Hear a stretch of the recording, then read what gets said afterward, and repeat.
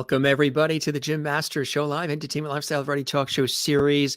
World-renowned psychic, medium, intuitive, and astrologer Peter Marks is joining us. This is his return visit to the show. We're so excited to have him back. He wanted to pop back on because he's got exciting announcements to share. He's also bringing along a dear friend and somebody else who is renowned, Angela Dellafiora Ford.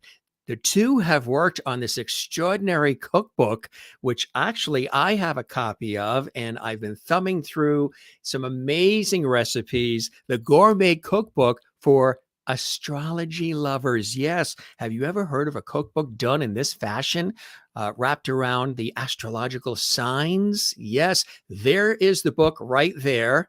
And there is me. There's the book. It's extraordinary. And we're going to share that and so much more as we welcome Peter and Angela to the show. Just as a little reminder about Peter's incredible background, if you didn't know already. He was born in New York, raised in Palisades, New York. And he has been doing this for a long time. Matter of fact, he studied at the Wright Institute of Astrological Studies, graduated with honors. And from 79 to the early 90s, Peter was the producer of many television shows as well. One of the most notable working with Bob Lape. Yes, on today's Gourmet, Bob Lape. Bob Lape, also award-winning journalist, was with Eyewitness News, WABC, Channel 7 in New York City. His association with Bob Lape, a food critic and award-winning journalist as well, inspired his interest, Peter's interest in food. Peter later worked with Bob on a travel and food show, America Coast to Coast. And as Peter worked with Bob, he developed a taste for some rare and exotic dishes. Yes, I know we have a foodie crowd here on the Jim Masters Show Live. So you guys, you're going to get very hungry. And we're so excited to have both Angela and Peter here. Angela was editor for the book as well. Tell you a little bit more about the backgrounds here of our illustrious guests. What's really, really cool is, this really gave Peter the time spent with Bob Lape, this taste for those rare and exotic dishes and the experience of a lifetime. And from him, Peter learned the alchemy of cooking and food presentation too. He's been a practicing astrologer for over 20 years, and he has been really somebody that a lot of people turn to on many, many different levels. And we're so excited to have him back with us here on the show. I know you guys are very excited as well. Now, Angela Dellafiora Ford, she was born and raised in Western Pennsylvania. She has a degree in political science from Indiana University of Pennsylvania. And for over 32 years, she has worked for the intelligence community in Washington, D.C., while working for the Defense Intelligence Agency, the DIA. Angela participated in psychic phenomenon program Stargate, and she worked as a remote viewer for 9 years. That's right. And in 99, the Discovery Channel aired a reenactment of a case that Angela solved for U.S. Customs in 1989. And she was able to locate Charles Jordan, a special agent of the U.S. Customs Service in Lavelle, Wyoming. And Jordan took $1 million in bribes, allowing thousands of dollars worth of drugs to be smuggled into the U.S. via the Florida Keys. And when Jordan learned he was a suspect, he fled. Jordan was finally apprehended in Yellowstone National Park. Scott Carmichael's Kindle book on conventional method, published in 2014, details step by step the process and how 8 DIA employees engaged to determine whether Angela could provide information to identify a spy. Really incredible. She was given a special acknowledgement in former defense by former Secretary of Defense William Cohan's book, Murder in the Senate. She has also written about, in Annie Jacobs's book, Phenomena, the secret history of the U.S. government's investigations and extrasensory perception and psychokinesis. Yes, this is really incredible. A Newsweek article back in 2015 mentions Angela and her work in the paranormal field, and she appeared on CBS Sunday Morning in 2019, both in March and August as well. She was also invited to Moscow by the Russian newspaper to attend a reception in honor of her 2 books written about the US and Soviet psychic programs.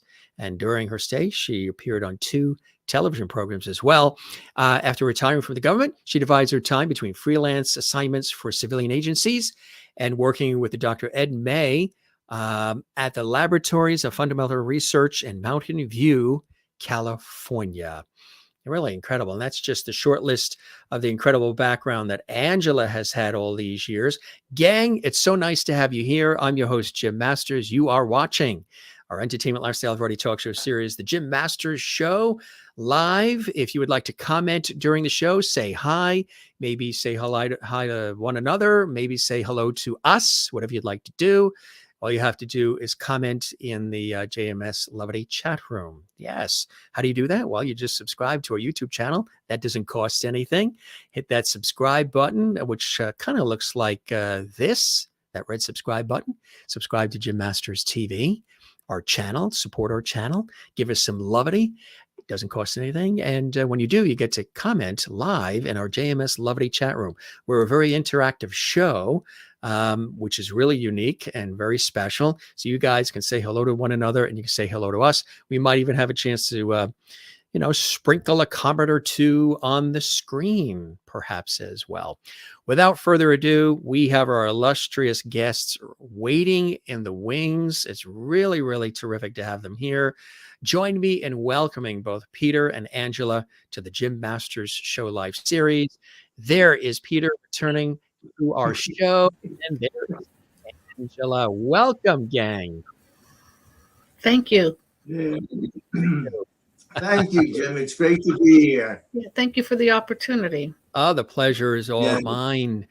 Peter, you've been here before, and I know you've been a big supporter and fan of the Jim Masters Show Live series, which we really, really appreciate. And it's so nice to see you back here. And congratulations on this work of art, guys.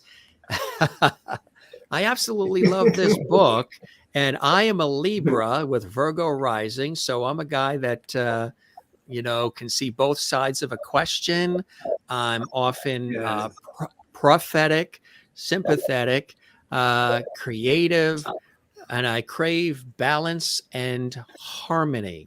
And this is really cool. What was the inspiration for writing this book, the Gourmet Cookbook for Astrology Lovers? What a cool idea. Congratulations, Peter and Angela. Thank you. Yes, actually, I was going to start off, if you don't mind, Angela. I had worked with Bob Lape in the 90s, and Bob Lape was a top food critic for Crane's Business Weekly in the New York Law Journal. And Bob and I developed a show called Today's Gourmet. That's right. I remember it well. Yes. At the time, American Express was actually funding the program. So after doing a series of Today's Gourmet, Felicia Bastianovich, I don't know if you know who she I do from my years on public television, sure. Yes, well, Felicia and I and Bob became very good friends, and she invited us to dinner many times in New York City. And I told her at the time that I was thinking about writing a book. If I had the background to do it. And she said, darling, if you have a love for food, go write the book. If you need help, I'll be available. Bob would be available. After the Today's Gourmet was finished with Bob Lape, I mulled it over for many, many, many years. And then my spirit guides came to me and they said to me, we have a connection for you. Well, I didn't know who the connection was at the time of who they were referring me to, but nothing happens by chance, Jim. And what happened was a friend of mine had introduced me to Angela. Angela and I talked on the phone. We met. We met on the phone, and Angela had such a background with the government and such an amazing job I started thinking maybe I should connect with Angela and maybe we can start this project. I did a lot of prayerful work. I started studying people like Julia Childs and Gordon Ramsay and Anthony Bourdain, who unfortunately we lost, Yeah. Wolfgang Puck. And it came to me, and Angela and I started to talk over the phone about collaborating on the book. And it was a labor of love. And what I'm going to say to you is God put this whole project together. And I'm very grateful to God and the universe for it because it was, I want to use a metaphor. It was like giving birth. It was like giving Yes. birth, this project. And since it was released on March 22nd, people are looking for ways of getting it, and they're coming to the bookstore that I work at in order to have the book signed. But I'm very grateful, and I have to say, without Angela, this book would not have been developed or in print. So, Angela, when this came to fruition, when Peter had this opportunity and you two were introduced, you're very busy as well with everything that you do. What was that like, that opportunity that was presented to you? And tell us about some of the process from there. And so great to have you on the show as well, Angela. Welcome. Thank you. Thank you. Well, I had retired from the federal government in 2010. And Peter and I, we've talked on the phone. We would talk on the phone maybe like once a week, maybe once every 2 weeks, maybe once a month. But I knew that Peter was always interested in doing a cookbook, and he's an astrologer, and he knows food. I mean, that's who he is. So I said, well, you can write the cookbook. I will help you. So what I did, and I said, just talk to me, just tell me about the different signs. Just talk to me. So he kind of talked to me, and then he sort of talked the book to me. And then he was doing the signs and the personalities. And I started to research recipes. And so you have to be careful with recipes because you just cannot copy a recipe if it's under a copyright. Yes. So there was a lot of work in, deciding I was using other people's recipes as the idea for the recipe, but then somehow we had to figure out what the recipe was going to be because we couldn't copy it. And then I think I really enjoyed doing the pictures. I just started to look for pictures. And we started out with colored pictures, but then we had to change to black and white. It was a lot cheaper to print. Yeah. But, and then it just all kind of fell together. It just all, how long did it take? It didn't even take that long. It just felt, and I had the time. I was sort of newly retired. I was still kind of in that work mode. I wasn't fully relaxed. And I did a lot of writing in the government. I did a lot of writing. So I'm like, yeah, let's see what we can do. Let's put it together. So that's what we did. But I enjoyed it, and I enjoyed working with Peter. Libra, which is me, it says, like Taurus, Libra is ruled by the planet Venus. It's very funny because I say oftentimes, being somebody who craves balance and harmony, I really loathe injustice. When I see, I root for the underdog all the time. I root for people who need a lift up. A lot of those people come to me, and my sister, which is interesting because she is a Taurus. We have a lot of people that come to us who, they're shunned or they're pushed aside by society, and they feel comfortable with her and comfortable with me. And we've talked about that, how her being a Taurus, my sister, and me being Libra, how we attract people who sometimes are the underdog, or they're not necessarily the life of the party, and they feel comfortable with us. And I often say, because the world oftentimes is so crazy and upside down and backwards and all the rest, I should have been born on Venus, the planet of love. And, and then people will say, no, no, no, you don't understand.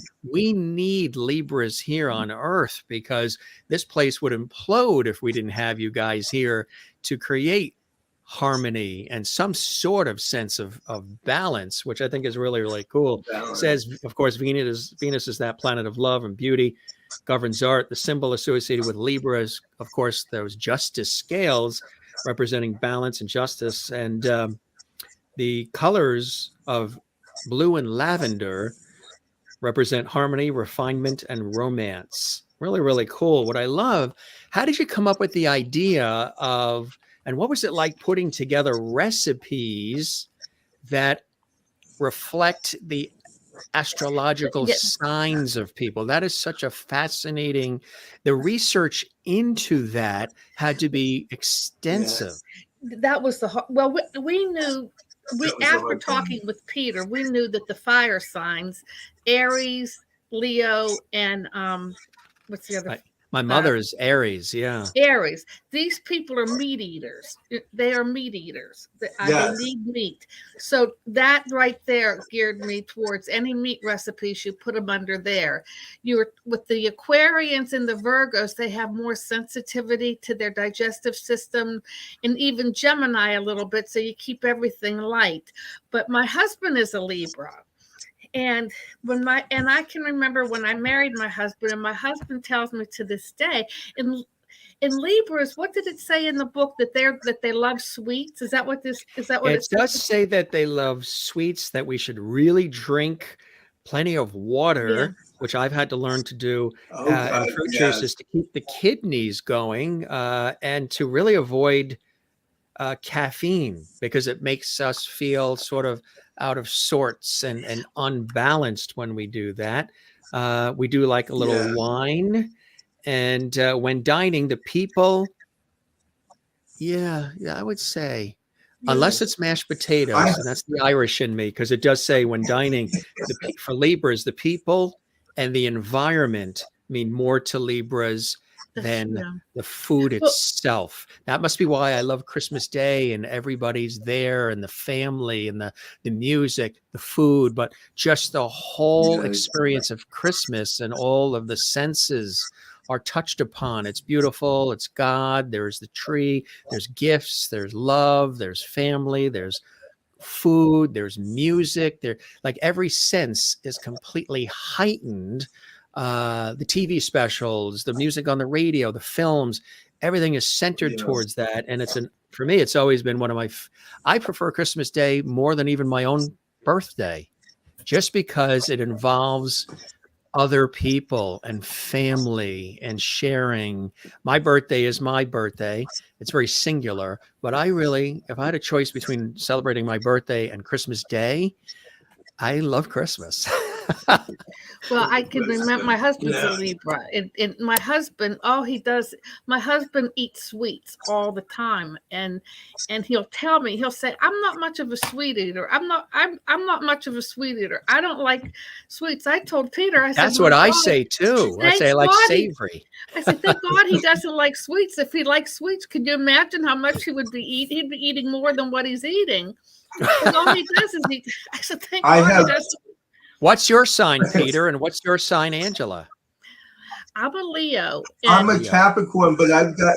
Oh, go ahead, Angela. Go ahead. Well, I'm a Leo, and and it says about the Leos in the book is that when they eat, they want to feed. They're like the Sagittarians. When they sit down and eat, Leos are, I guess they're considered like the royalty of the zodiac signs.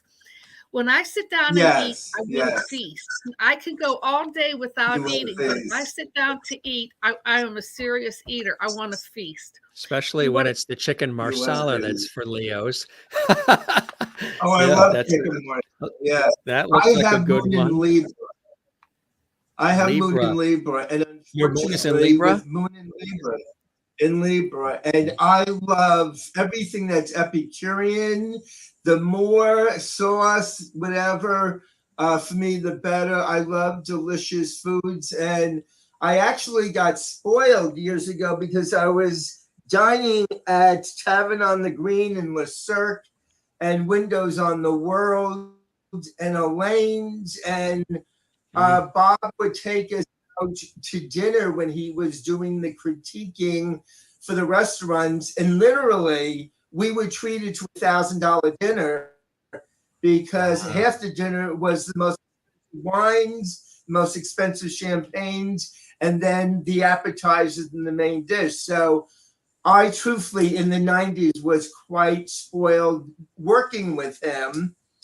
And I also gained 60 pounds, which ultimately I had to go on a diet to lose. But yeah, if you have Libra in your chart, if you have Libra, if you have Scorpio in your chart, you would also crave sweets and food. So we're very fortunate, all three of us, that we have not gained, put on the pounds. But it's interesting for me because, and I don't know if maybe there's something else in there, maybe the Virgo rising or something. My sister and I have talked about this.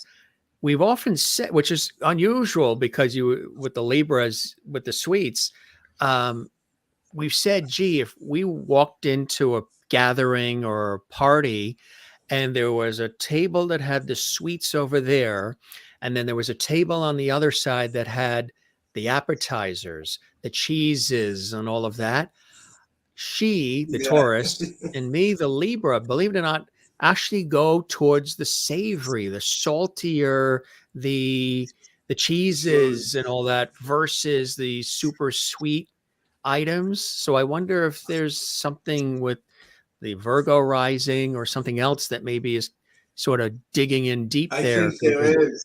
I go over towards the savory. Like if there's the sweet or the salt, I tend to love the salt a little bit more. And so does she, which is interesting. Give us some good appetizers and things, and then the desserts we'll have. But it's very interesting. I do like to finish my meal with something sweet.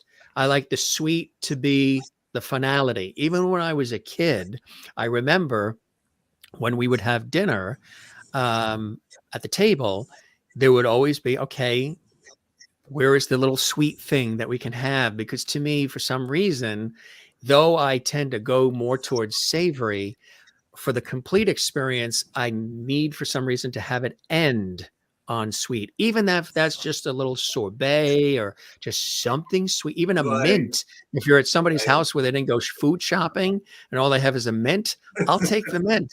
You'll take the mint. Just a little sweet to cap off the dinner. I love comfort food too. Yeah. Comfort food. Oh, you love comfort food? I'm into comfort food. Yeah. When we were working on the book together, every time we talked about the recipes, I went running into the kitchen to eat to satisfy my cravings. And we both had to be very careful about what foods we were bringing up because we were getting hungry. Remember that, Angela? Yes.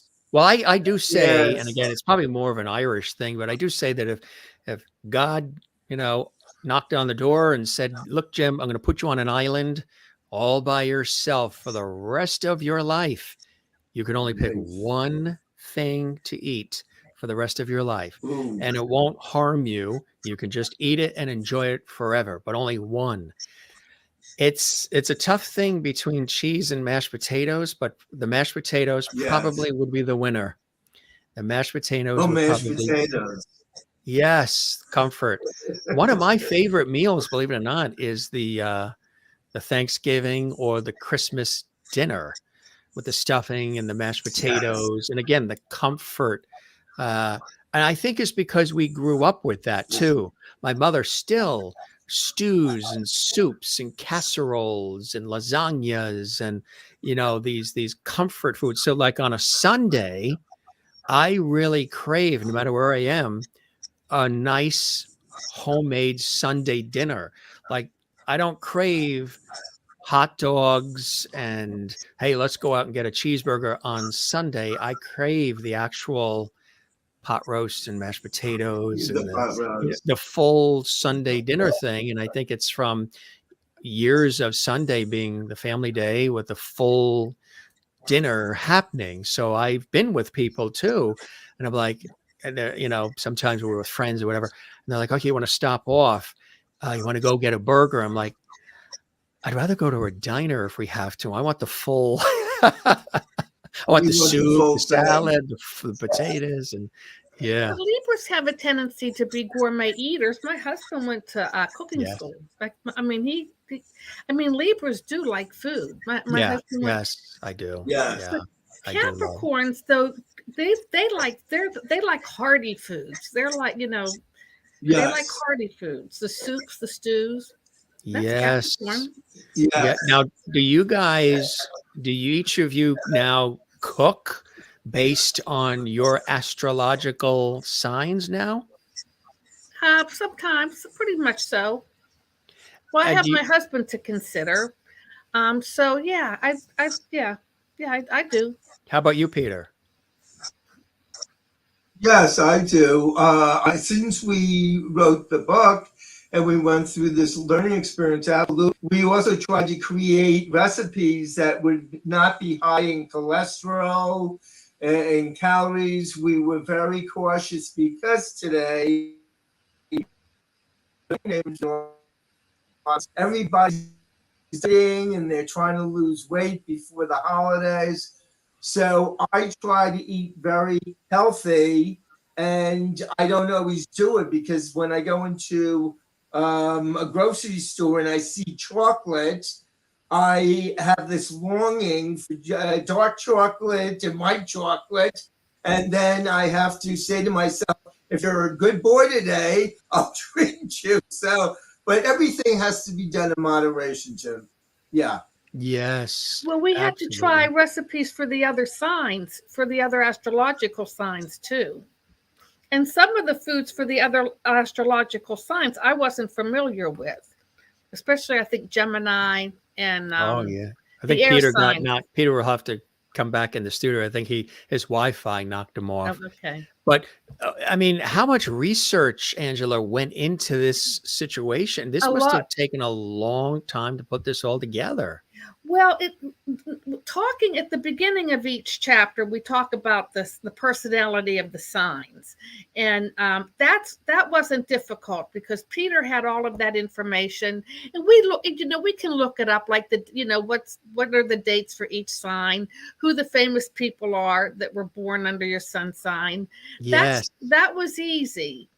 That research was easy, but the recipes were very difficult because we had to figure out, we sort of categorized it. You had your fire signs, your air sign, your earth, and your fire.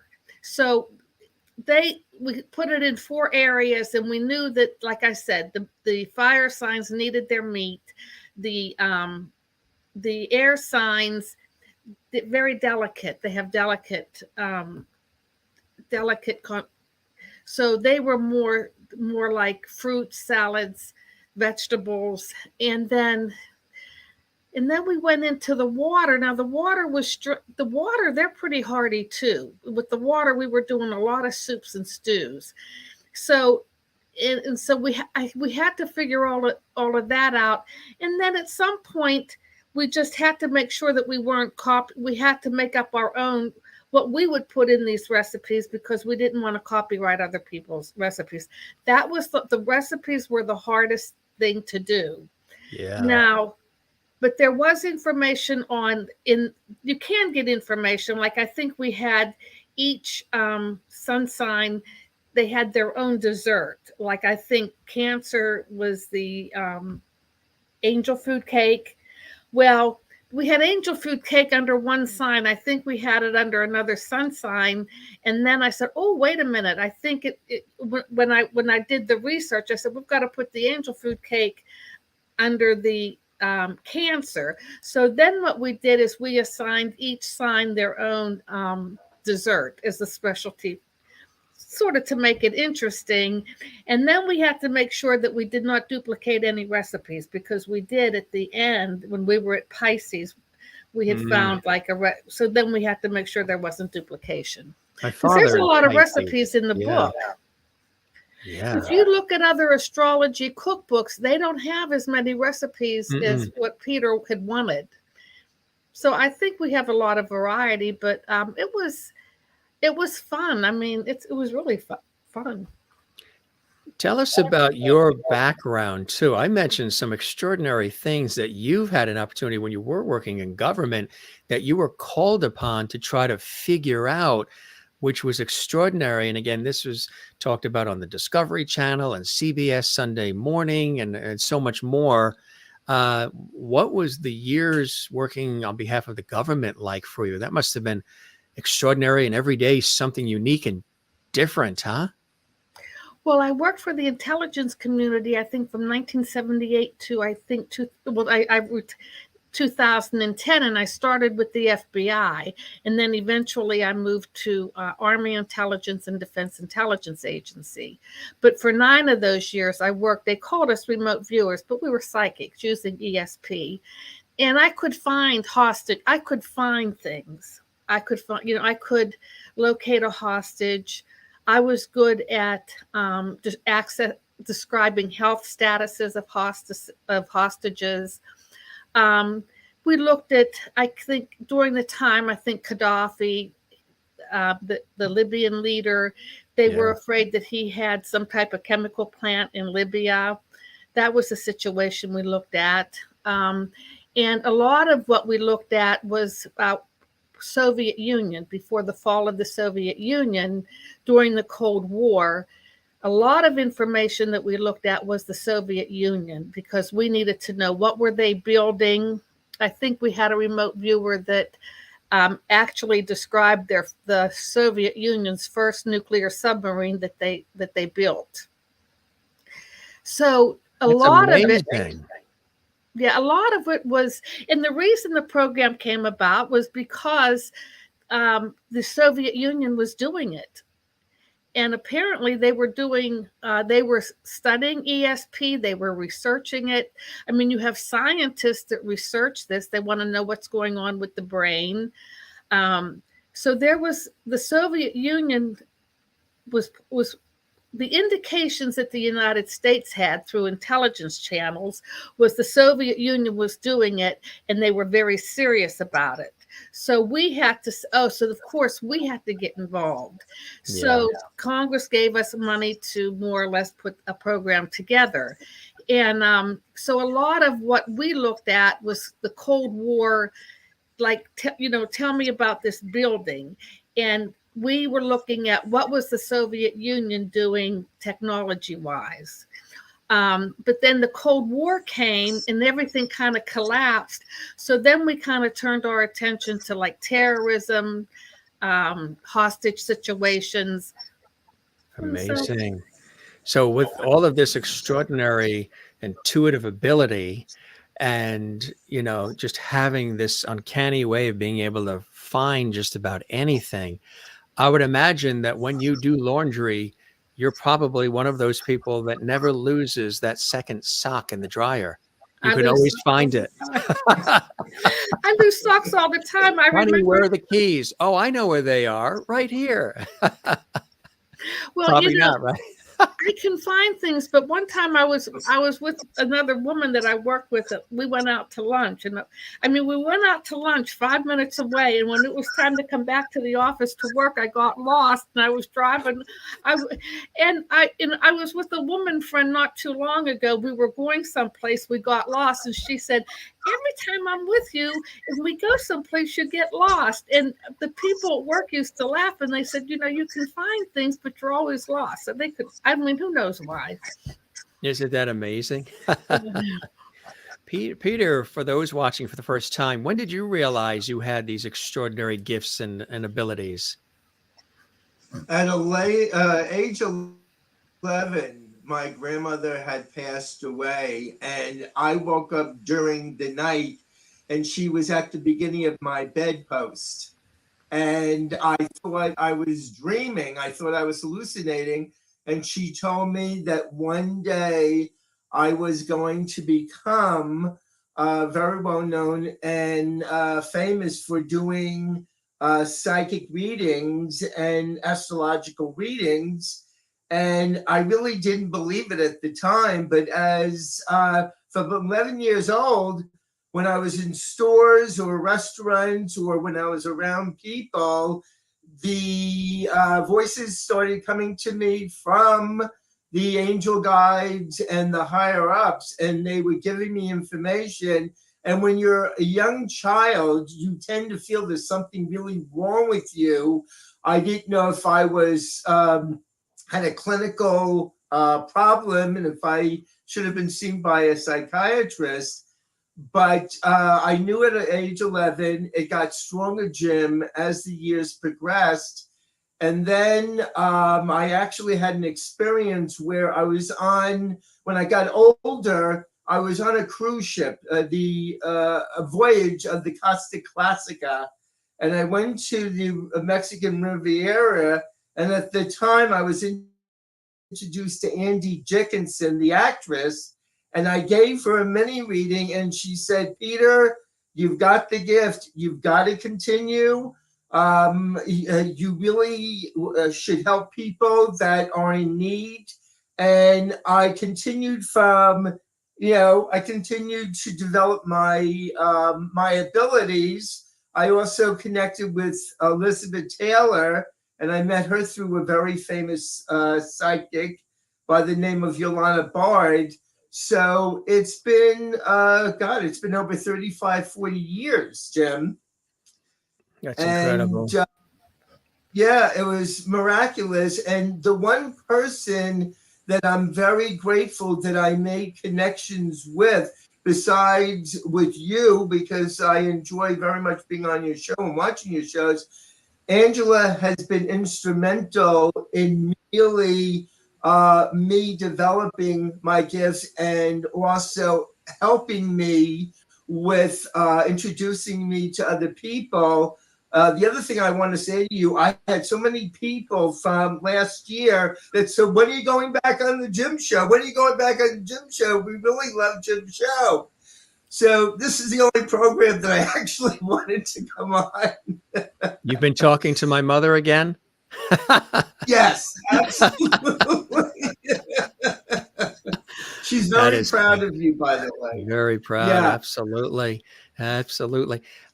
So, I mean, the book itself, let's talk about again the book. It's beautifully designed. Yes. It's thick. It's gloss cover. I mean, it's not something that's just a quick throwaway. This was very beautifully laid out. It's good, and it's good quality paper too.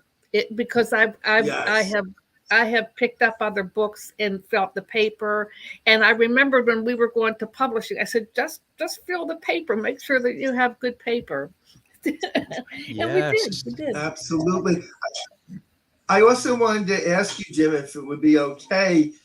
People in Connecticut keep on asking me where they can get a signed copy of it. Would it be all right if I mention that on the program?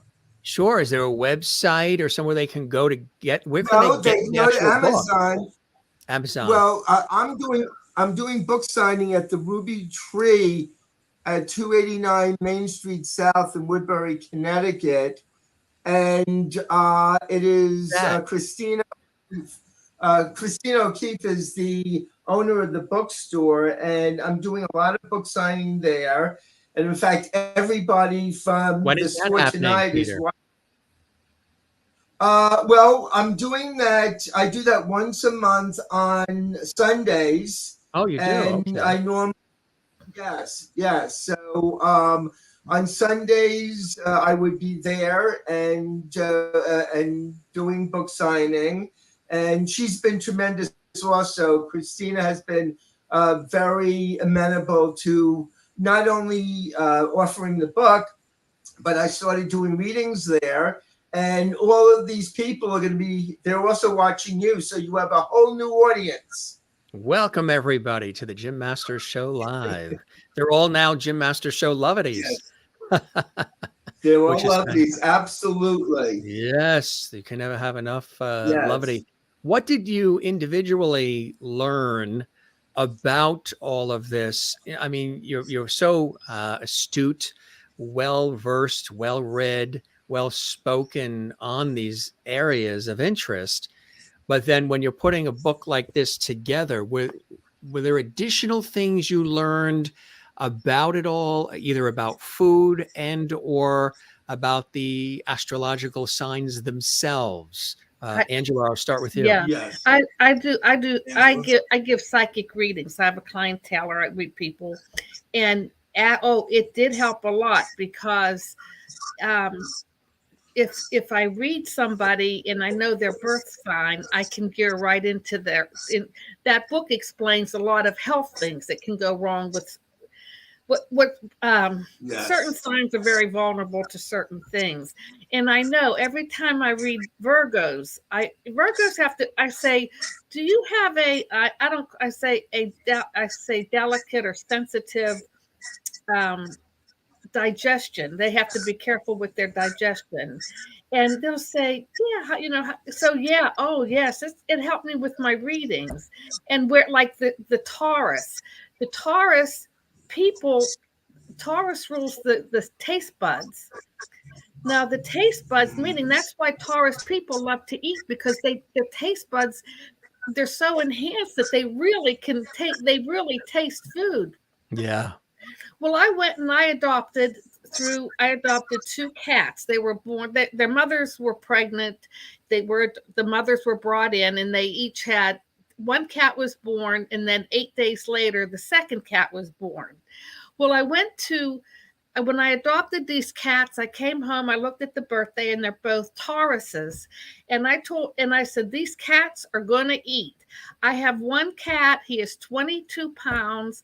He just lost 20 pounds. He is huge, and all he wants to do is eat. And when I looked at the cat's birthday, and I saw they were both Tauruses, I said, these cats are going to love to eat. And they do.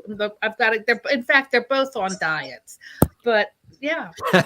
We never think of the animals and astrological signs as far as but would you say that the astrological signs apply to all, not only humans, but animals as well, based on when they were born?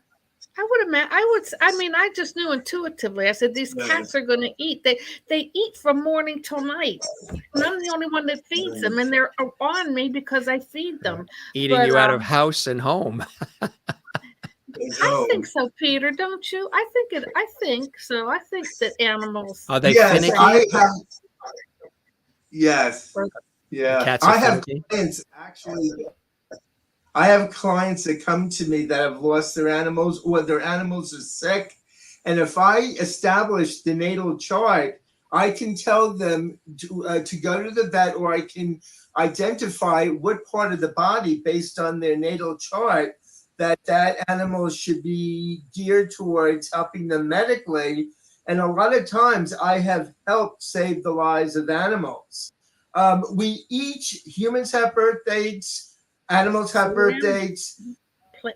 Yeah, and it amazes me. The one thing that I wanted to say to you is, after writing the book and researching, I found out how to take care of myself in a healthier way.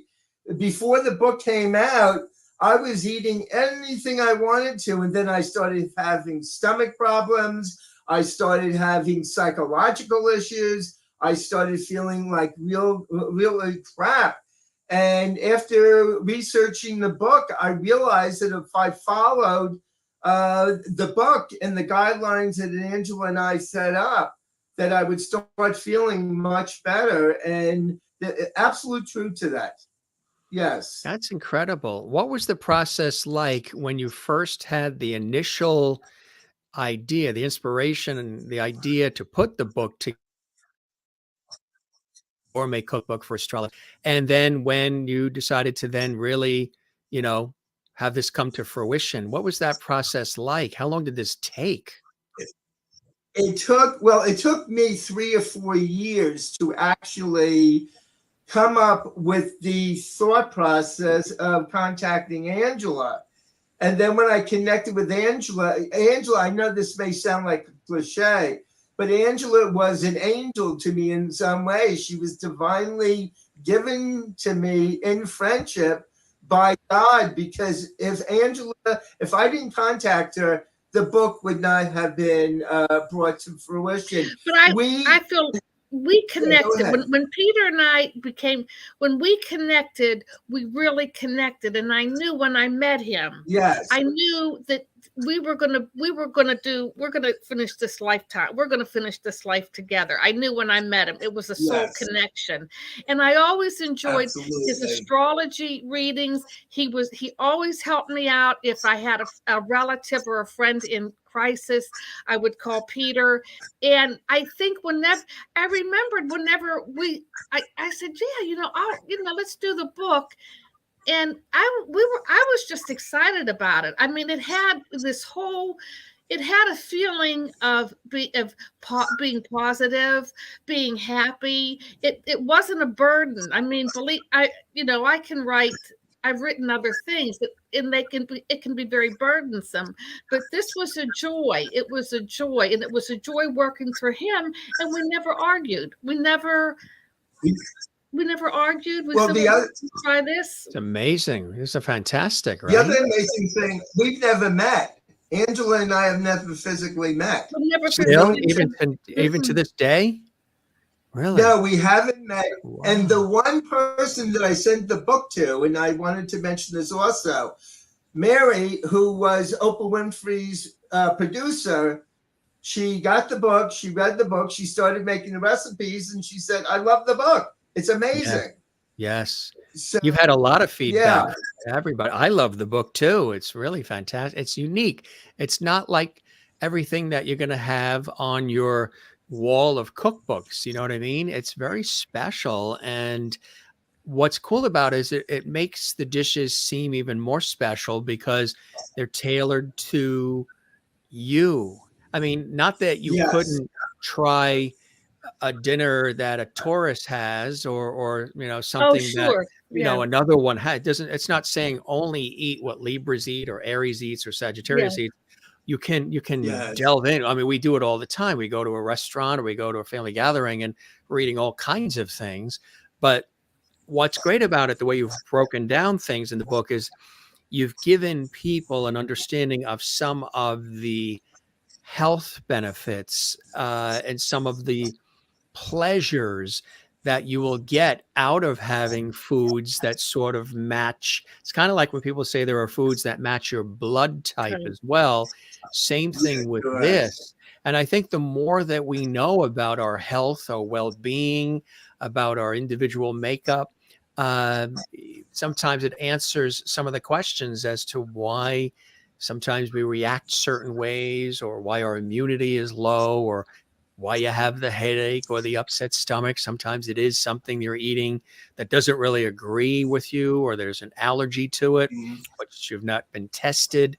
And so now if you are preparing these meals that are a little bit more tailored to your specific astrological sign, I'm guessing that the taste buds and all of the wonderful, pleasurable endorphins are going to be flowing through, saying, all right, we're in balance and harmony here. I'm loving this. And it's just going to be much more of a pleasure eating that. Is that a little close to what you're thinking about? Yes. I also wanted to say we are not only our sun sign. We are more than just our sun sign. You can be a Libra, but you can have Taurus rising. You can have your Jupiter in Cancer. You can have your moon in Leo. So if you bring the synergy all together, it is really, it does cater to the sun signs, but also in the book, and I realize this myself, you can go into other chapters and look what the other signs are also eating, and you can, like an alchemy, you can mix the different signs based on, if you know your astrological chart, you can say, well, I have Jupiter in Cancer, what do Cancers eat? Or my moon's in Leo, what do Leos eat? So it's not just limited to your sun sign. Yeah, but in the front of the book, we kind of said, we did the book based on sun signs. But yeah, I'm a Scorpio moon. Right. So I go to Scorpio all the time. I go to Right, Scorpio because I exactly. feel the Scorpio inside Yes. of me.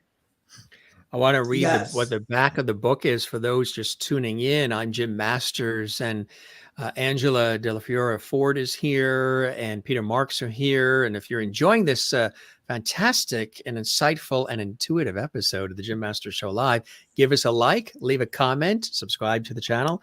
That helps us grow. We appreciate that. And if you're watching, leave a comment in our lovely chat room. Let us know you're there, where you're watching from. Do you have any questions? The recipes in the Gourmet Cookbook for astrology lovers are tailored for each astrological sign. People born under the 12 different signs of the zodiac have their preferred tastes when it comes to food because they are inherently born with various physical, emotional, and mental makeups. Each sign is one of 4 elements: fire, earth, air, and water. And each sign is either mutable, cardinal, or fixed. Before I continue, Right. describe for us what mutable, cardinal, and fixed means. Well, cardinal would be Aries, Libra, Capricorn. What else? Aries, Libra, Capricorn, Cancer. Mutable would be Pisces, Virgo, Gemini, and Virgo. Yeah. And what was the other one? You might ask me about like Fixed. Scorpio, fixed. Leo. Fixed is. Go ahead. Go ahead. Scorpio, Libra, and Taurus, and they're stubborn. The fixed signs are stubborn. That's how I remember it. You can't move them. Yes. The fixed signs is they're very hard to move, but they persevere. They have a lot of inner strength and they can persevere. Right. The mutable signs, you can do anything with them. They're easygoing. You can mostly are very compatible. And then the cardinal signs, I don't know. I think Libra's a cardinal. What are the cardinal signs? Libra, well, there's Aries, Libra, and then Cancer and Capricorn. The cardinal signs are the ones that get things done.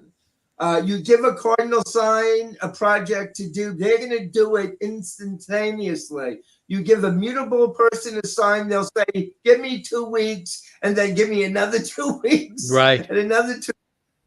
So, so cardinal, mutable, and fixed. And the fixed signs, don't mess with fixed signs because they will always win. I have never tried to win. And repeat what those fixed signs are, because I want to write those down Leo, so I can. Leo, Aquarius, Scorpio, and Taurus. Okay. Fixed. I'm going to talk to my sister. Those She's are a the Taurus. Oh yeah, Yes. and I mean, Taurus and Leos. I mean, they can kind of butt heads. So Well, I'm very, very happy to know that I'm not one of the mutable signs, because if I was a mutable sign, I don't think I'd have a career as an on-air broadcaster if I'm mutable. So good thing I'm not mutable. No. They're sweethearts. The mutable signs are right. Sweethearts. No muting. I can't be muted. I'd be out of business. I'd be off the air. I would be folding towels at Kohl's right now. well, Peter and I also have a manuscript that's not published yet, but we did an astrology cookbook for children. For children, for really? Children, and when we did that, I thought it would follow along the same lines as for the adults. And boy, was I surprised whenever, really? Yes, it's totally surprised me. The foods, we're in a whole nother realm now. This is totally different, but hopefully I would like to get that published too, because it was very interesting. What was one of the things that surprised you? The personalities of the children, like the cancer. So you actually chatted with children themselves to put this together? Wow. No, because Peter told me about the children. I mean, the children, when children, how they'll act as children under a certain sign. Okay, yeah. Like the Capricorn children and the Cancer children are very homebought. They stay home, right? They're homebodies. Yes. Yeah. Capricorn children tend to be reserved. when they're children. And as they grow up, they come out of this cocoon that they are in. A perfect example, when I was a child, I never would have considered going on TV or radio. It just wasn't there. I didn't have the confidence to do it. And as I got older, thanks to our mutual friend, Stefan Rybeck, and many other people, including yourself, I started coming out of my shell. But Capricorns do things their own way. It takes them time to get there. But once you get them on TV or radio, you can't shut them up. What are Libra children like? What were Libra children? Go ahead. Oh, Libra children. Libra children. Yeah, Libra children, normally they love artwork. They love anything that's creative. They love art. They tend to be soft-spoken. They tend to be so creative at times that they feel alienated. Many Libra children tend to be musically inclined, art inclined, and they tend to bend over backwards to make people happy. And that's the negatives. That hasn't changed when we're adults either. Yes. Actually, I was told a friend of mine, a co-host of mine way back in New York, public television, her name was Lori.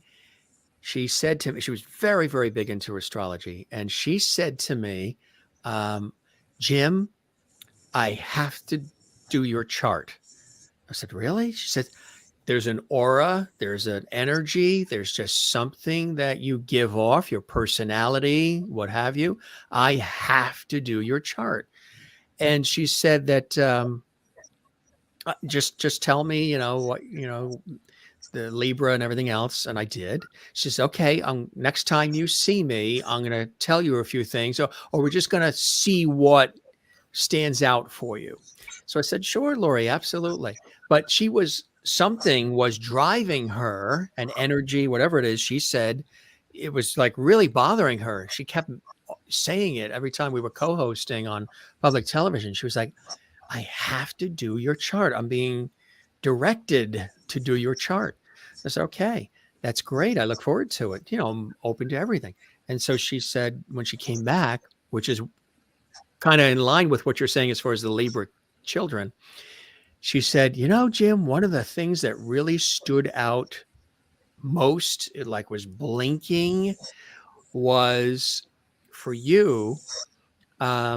She said, it's something that if you, and I've learned to do it, if you could learn to not have to worry about this one thing, things for you will probably be a lot easier. I said, really? My God, what the heck could that be? Am I something I'm not doing, or I should be doing, not tending to something?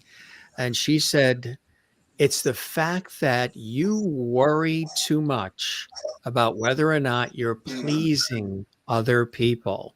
It's like you're doing it, but you're also concerned as to whether or not they're being pleased by it, that they're taken care of, they're pleased, everything is good for them. She said, if you could just curtail that, or just don't even think about it, she said, because your personality automatically does it.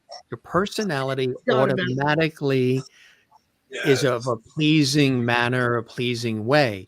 So if you can get a hold of that and really think about that, you wouldn't have to, there wouldn't be any work to it, because it just flows automatically for you. And I said, really? That's a very interesting thing.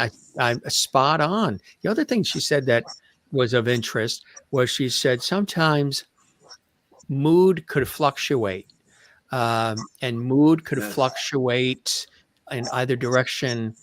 And I think it can. Like if I see something unjust, or I see something like somebody's being picked at a supermarket, my feet start tingling and it starts rising.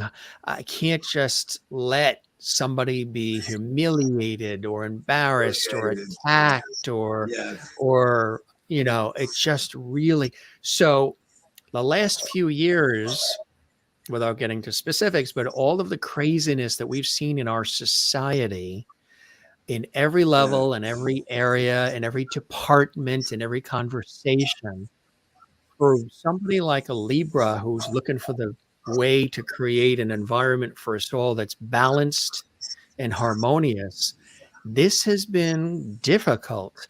I think this series I created, the Jim Master Show Live, was an extension of a way in my very busy professional life, which takes up 25 hours of the day already for me, to create something like this series, to sort of being able to connect further and sort of bring people together through everything that we do, to sort of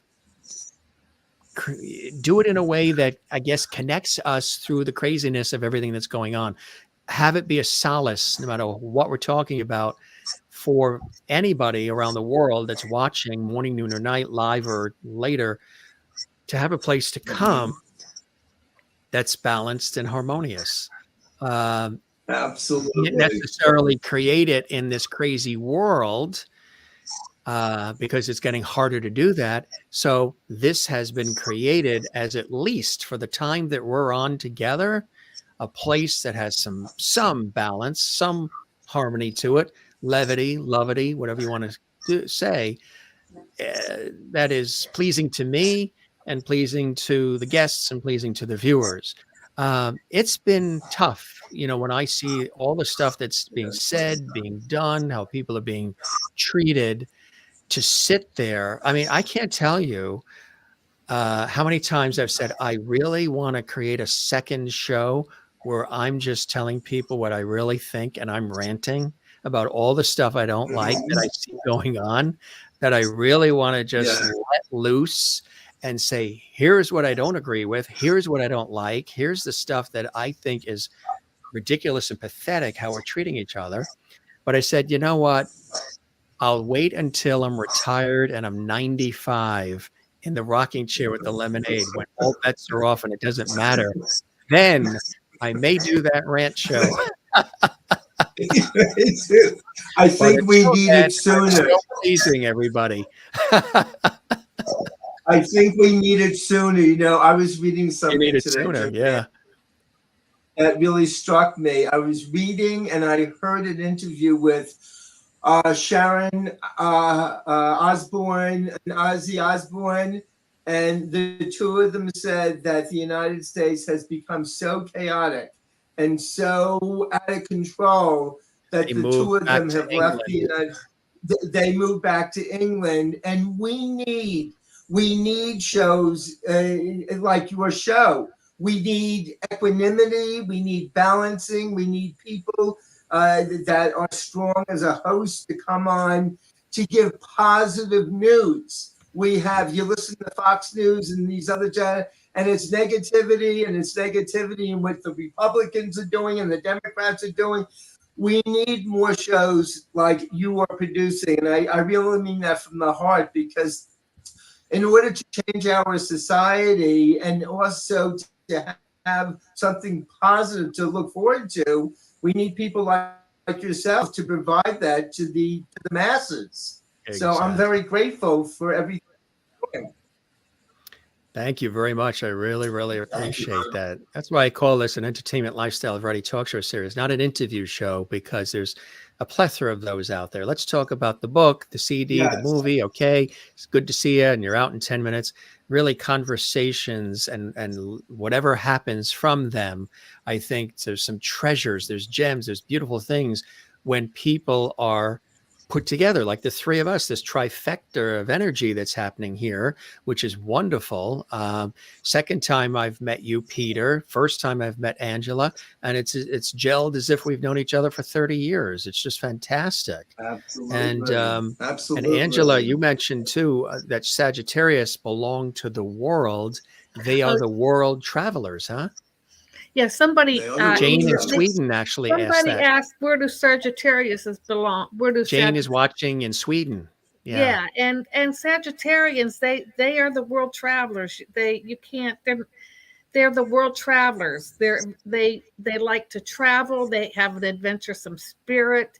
They will try anything once. They will eat. They're very exotic, and yeah, I love Sagittarius. When I did the book, I fell in love with the Sagittarian personality. And now I listen to people, their signs, and if they're Sagittarians, I fall in love with them.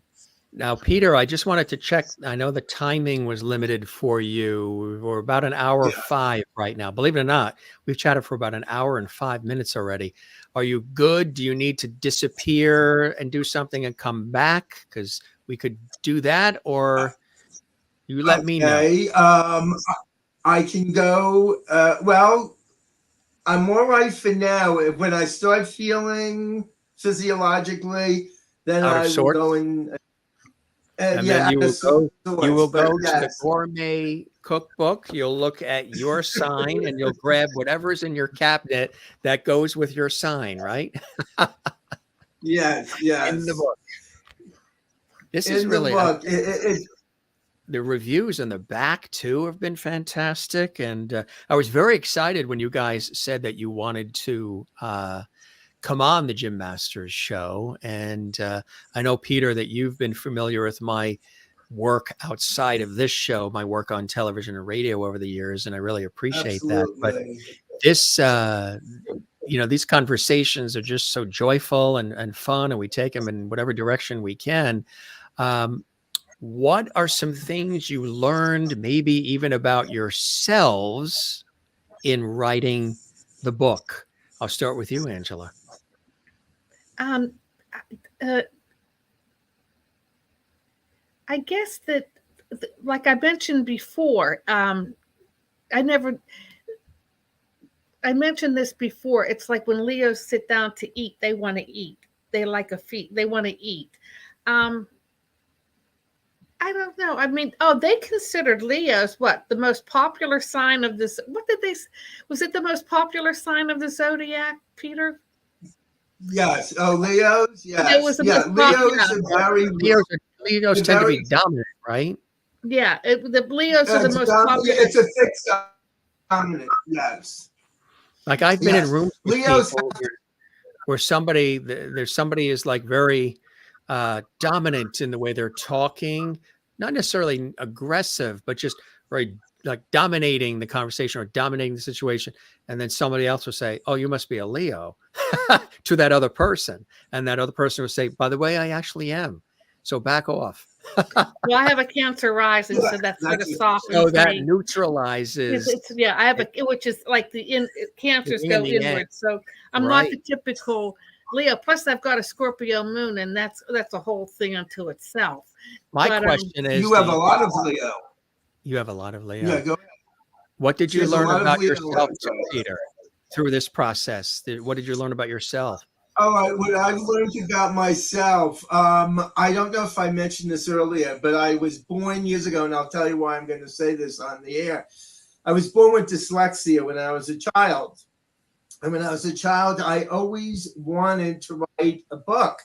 And I didn't know if I had the capability of organizing my thinking and to really put this together. What I learned was books are not that easy to write. A lot of people think that an author sits down and very quickly puts the book together. It's labor intensive because the thinking, you need solitude, you really need to do due diligence, you need to research, you need to make sure you're not infringing on anybody's copyrights, all of this. So I learned a lot about the law. I learned a lot about taking certain photographs. I learned a lot of how to take something from nothing, absolutely nothing, put it together creatively. And then when it came together, and I was calling our publisher, and they said, anytime now. I was so excited about it, and I had mixed emotions. I was excited, and I was also frightened because I said to myself, what happens after all the work that you and Angela put into this? if people don't like the book? It's like a Broadway star, it's like somebody in Hollywood. What happens if you play a part? What happens if you're really exposing yourself by writing And if a they book? reject Well, it, right? that's Yeah. what I told Peter. I Yes. wrote an internet children's book in 2004. I believe it was 2004. It's a collection of children's stories that I wrote. When I wrote the book, people would come to me and they said, well, why did you use the cover that you used? I would have done the cover this way. Or they'll read a story and they'll say, well, why did you write it that way? So I told Peter, I said, when you write this, when this book comes out, you're going to be surprised. They are going to be critical. People that will be critical of the book. They may say something about the cover. They may not like the book. And I said, but it does not matter what they say or what they think, because you did something. You did it. You did it. They didn't do it. You did it. You created something. So you just have to kind of just forget about it. It's like people that act. They'll have a great success in one movie, go act in something else, and it's a dud. So You good, just right? keep move. That is the creative. It's all part of living and part of life. That's all part of the creative process. Exactly. I used this example once before on the show. I forget the guest, but it was talking about, relationships and how we treat each other and things of that nature.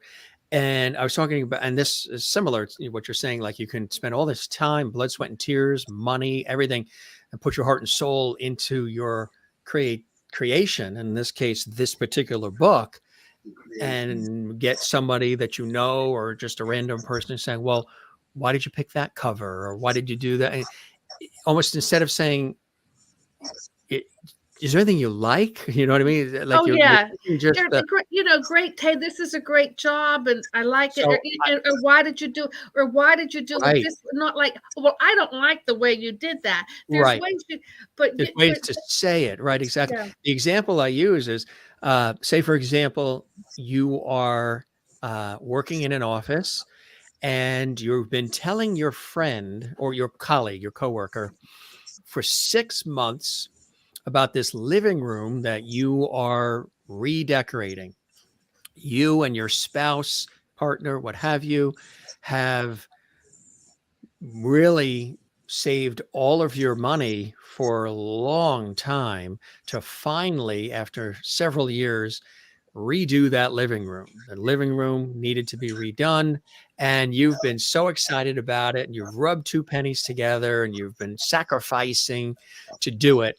And each day that you go into work, you've been telling that colleague about the update on how the living room is coming along. So that colleague is sitting there listening, absorbing it.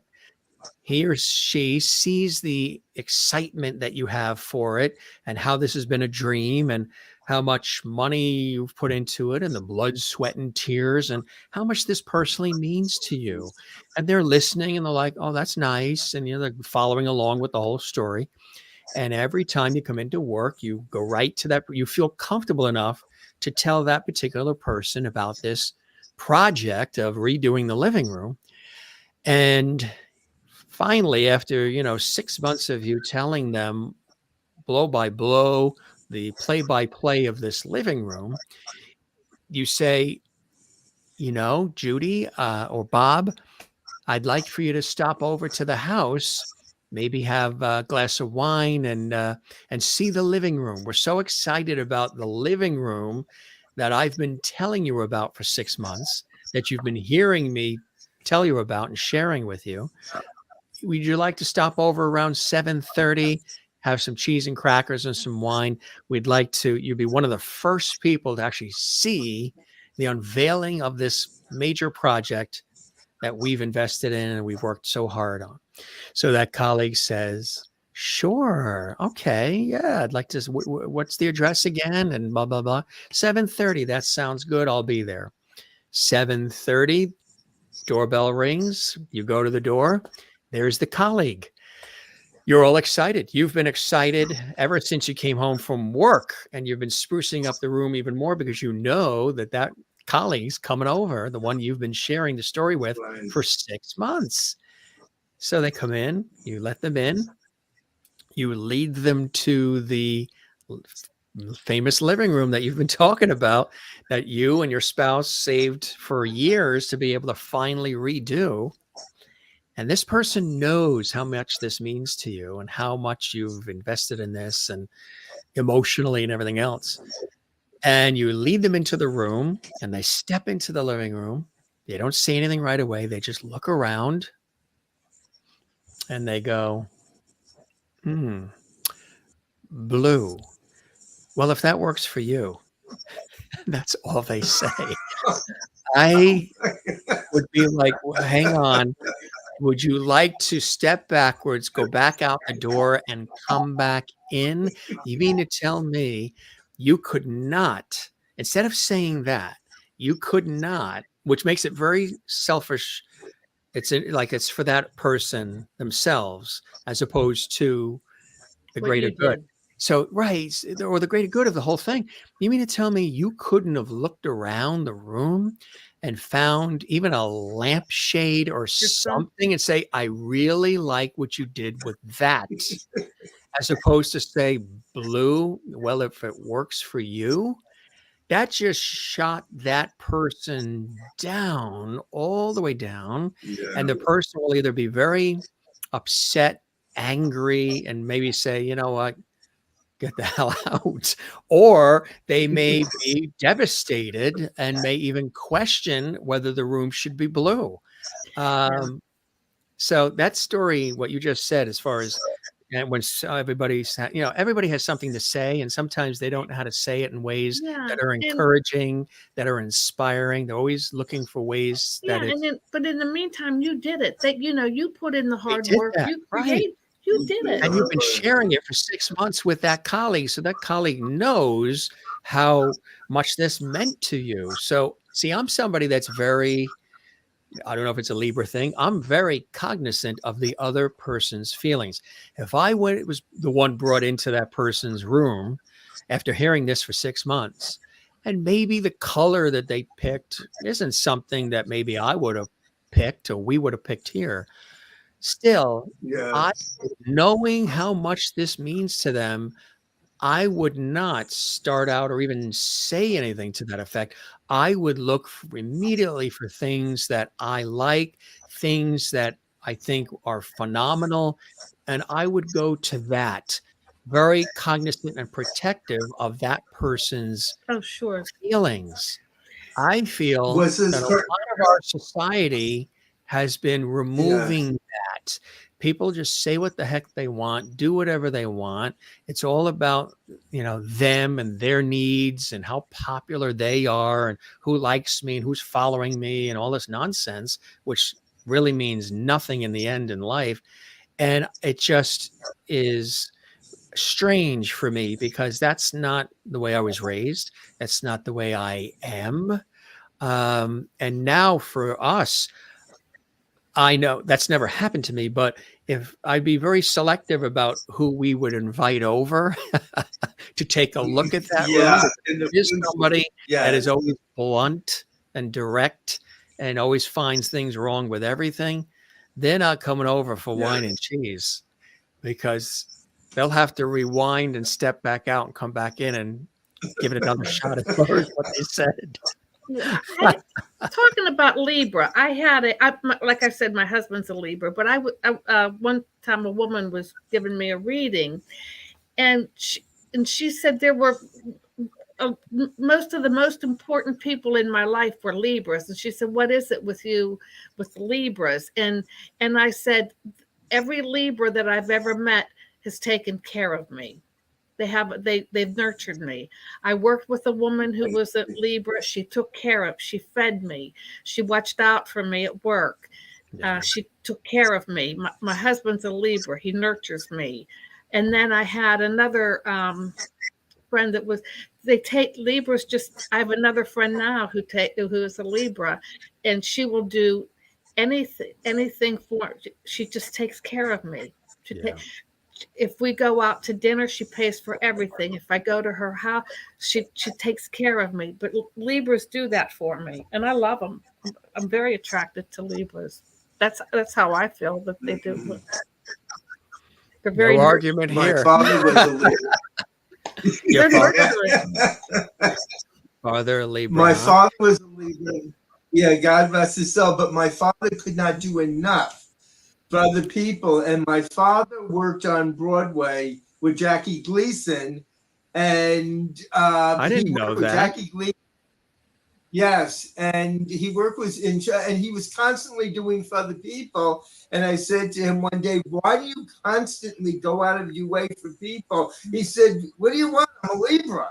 But Did it burn him yeah, out? Did he get burned out from it? he They not thrive only got on it. burned, yeah.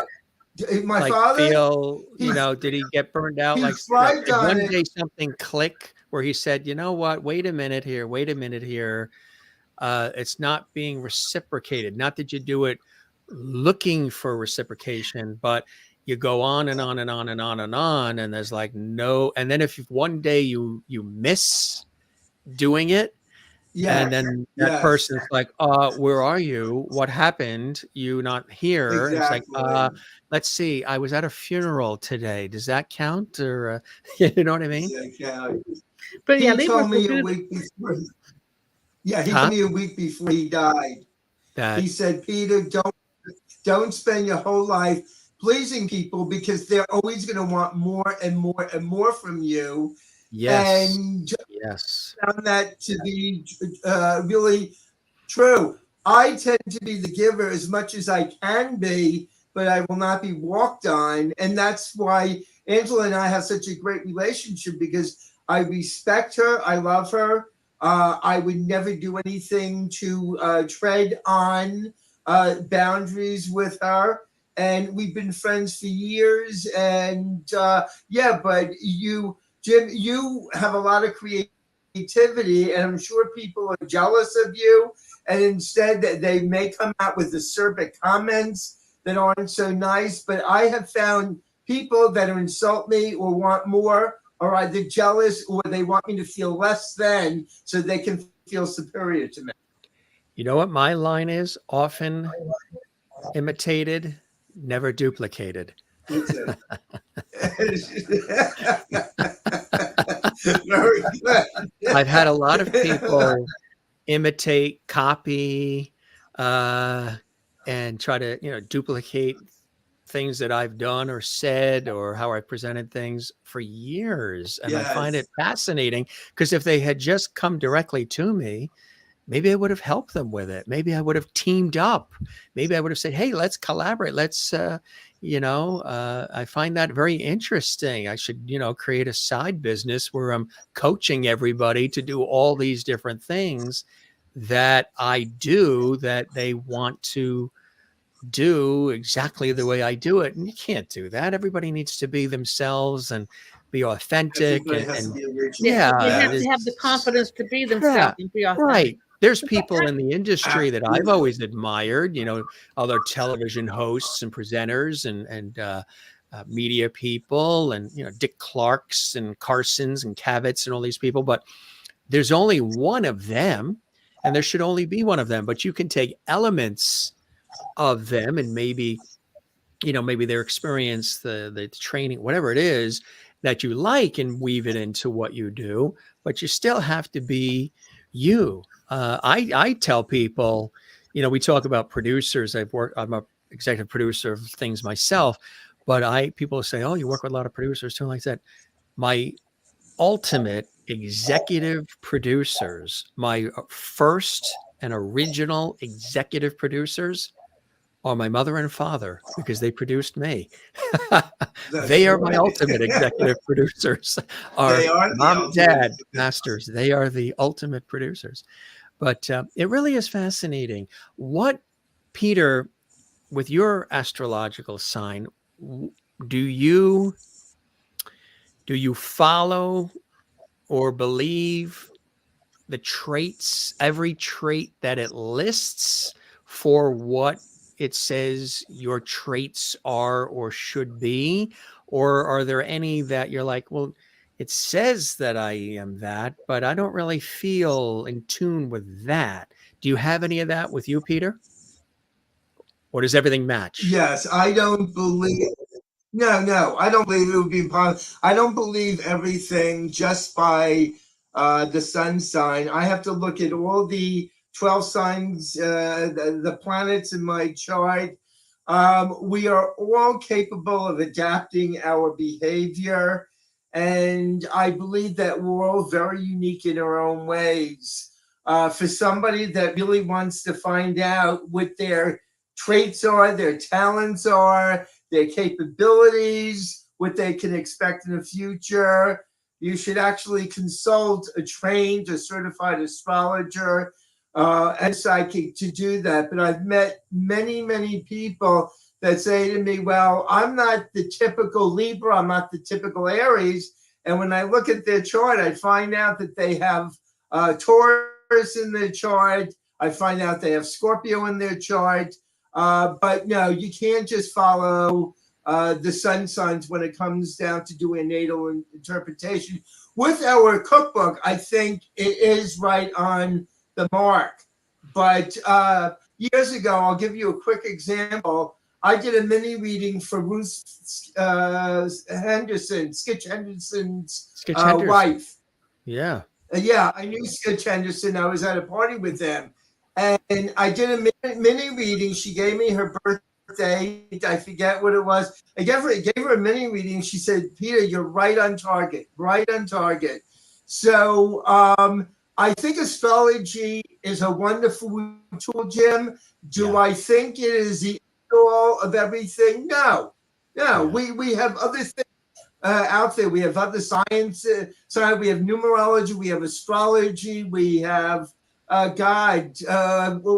have different sciences. And I think if you put them together, they can help you define what a person is. But I have met so many people over the years that I've been in practice that have said to me, I forgot that I had this ability. I forgot that I had artwork. I forgot that I was musically inclined. And then I gear them towards that gift that they were born with. And they call me, I went back into music. I went back into writing. I went back to this. So astrology is a birth map. That's what it is. It's a birth map that a trained astrologer or psychic can say, this is where all of your gifts are. Why don't you work in these particular areas? And for you, I also want to say you would have made a wonderful therapist. I don't know if you feel that way. You would have made a great wonderful therapist. What? You got cut off. You got cut off there. A wonderful therapist. What? Therapist. Yes, I've I've been told that therapist, minister. I mean, I've heard those things from many people who are actually in those lines of work as well. I still hear that today. Yes. I wonder if I'm doing elements of that through my work as a television and radio broadcaster. Sure you are. Because I'm very selective about what I work on and what I do. And, I've been doing it long enough to now I want to do projects that speak to me, that inspire others. We have some fun, entertainment, and all the rest, but I want it to have some substance. You know what I mean? Substance to what you're doing, even what Angela has done. Angela is amazing what she has accomplished in her life, and she's very humble. She's not arrogant about it. We have mutual friends that actually kind of speak down to us and act like that they were the next Dean Dixon. They were the Nostradamus. I look at these egos and I say, and they're still your friends. Well, they're not my friends anymore. They're part of this. They're part of the. It's all of this network. This, when you're a psychic, yeah. There's like a whole underground world of psychics connecting with psychics. I'm down in the DC area, and that's how it works, I guess. That's how it works. But we kind of, I know this person. You should do an exchange with this person. So we meet we meet all different kinds, and sometimes just some of them just aren't real balanced. I mean, some of them just aren't quite real balanced. Yes. But Good way of putting it. Very don't smooth. really- It's about, but yeah, we laugh about one it. day We we're gonna- laugh. yeah, one day we're going to co-host together, Jim. Yes, right. Balanced and harmonious. Exactly. Balance. Yeah, and a lot of times too, I get clients from other readers. Or, Sure. you know, I'll know somebody, I'll refer to Peter. So in a way, you maybe, you know, in a way they're kind of not, they may be a little bit not to your liking, but you know, if they're sending you client, of course if they're going to help you, you got to be Yeah, polite back. everybody, So takes a yeah, we village. deal with people in the world that maybe sometimes we just do it to do it. They don't have to be our favorite people, but I'm not mean to people. You're not inviting them over to give them wine, cheese, and crackers to look at the blue living room. Yeah, I always, yeah. But What? Not at all. Maybe No. your living room there is spectacular, Peter. I would ask you to play the piano, but I know, you know, you've given so much of your time already, so you don't have to get up and go to the Chopin, piano no. behind you, but Stokowski, no. yeah, I mean that brown pillow there looks like it needs a little fluffing, but I mean, Oh, yeah. well, yeah. You want me to take a go look fluff at it? Yeah, let me take a look at that living room there. Let's look at his living room, Angela. Beige. Well, if it works for you.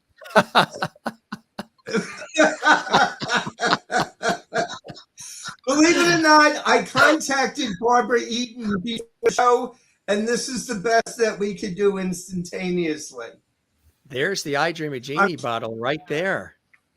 Yeah, this was straight out of I Dream of Genie's bottle. The I Dream of Genie bottle. Yes. And of course, you know who else stops by our show. George Burns is here with us as well.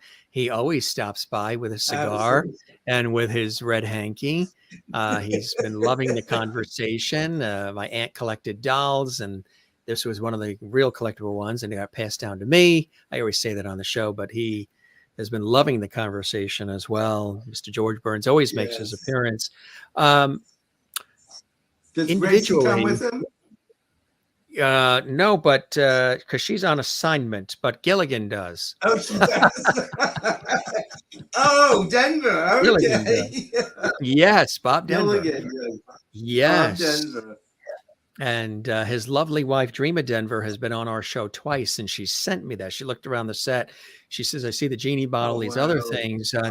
I need you to have Gilligan on set. So she sent me the Gilligan. And she's going to be back on our show, actually, in just a couple of weeks, Dreama Denver. Wow. She's a wonderful author, too. She's got a new book out, Gilligan's Dreams, all about her love affair and life with her beloved husband, Bob Denver. It's going to be a wonderful conversation. But individually, because again, I'm cognizant of your time, Peter, any message about the world, about society? You must get both of you must get a lot of different energies. Some of it's great, positive. Some of it is dark and negative. It must be like all these crossed wires lately because of the way things are right now, topsy-turvy in our world.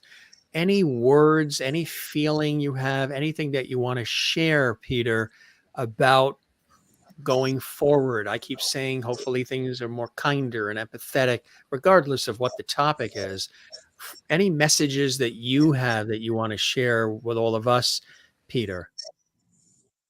Yes, I want to say to people that the change has to start individually with you. You have to be the one that starts to change your thinking.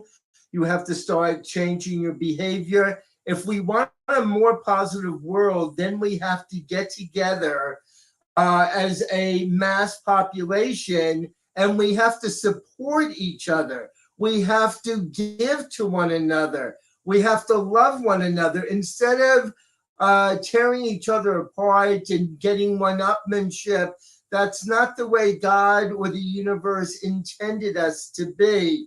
So can we collectively each day get up and decide how we are going to make this world a better place? Get up, go out, smile at somebody, compliment somebody, make somebody feel as if they are terrific, that they're handsome, they're beautiful. We have too much negativity in this world. And every day I want to say, let's be grateful what we have. Let's turn the world around and let's look for love and peace and harmony in this world. And I implore everybody, one person by their thinking can change this whole world. And I believe that, Jim, very much.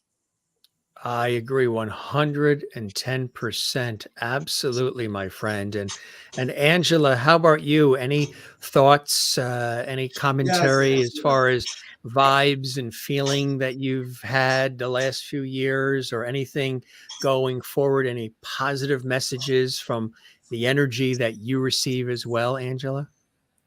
Well, I always thought that I was surprised, I guess, that things are as bad. I guess I was just surprised of all of this negativity that just has been coming out these past years.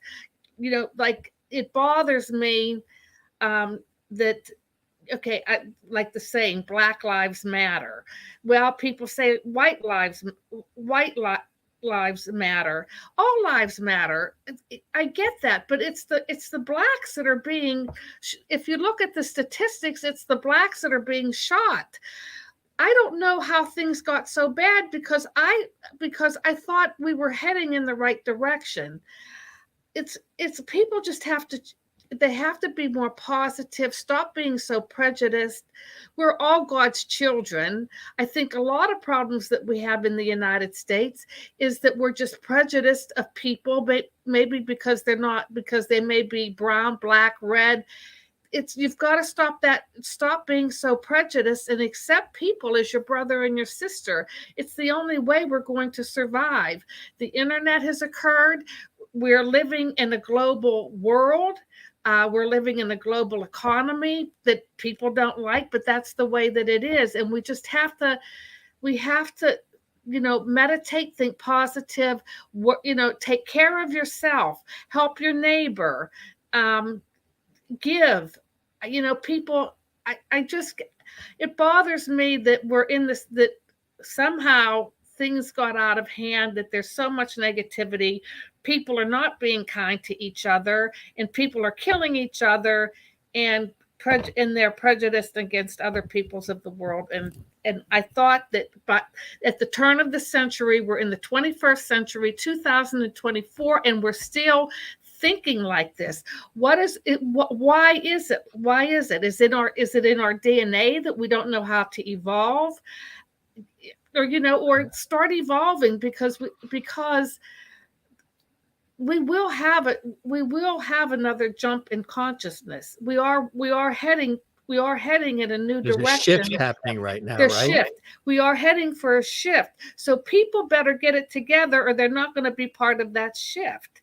And it's the way that the sun is positioned. The sun is changing our DNA. The sun is changing our DNA. We can live longer. Things will change in our bodies physically. So there's a lot going on. There's a lot going on, but people only see what's in front of them.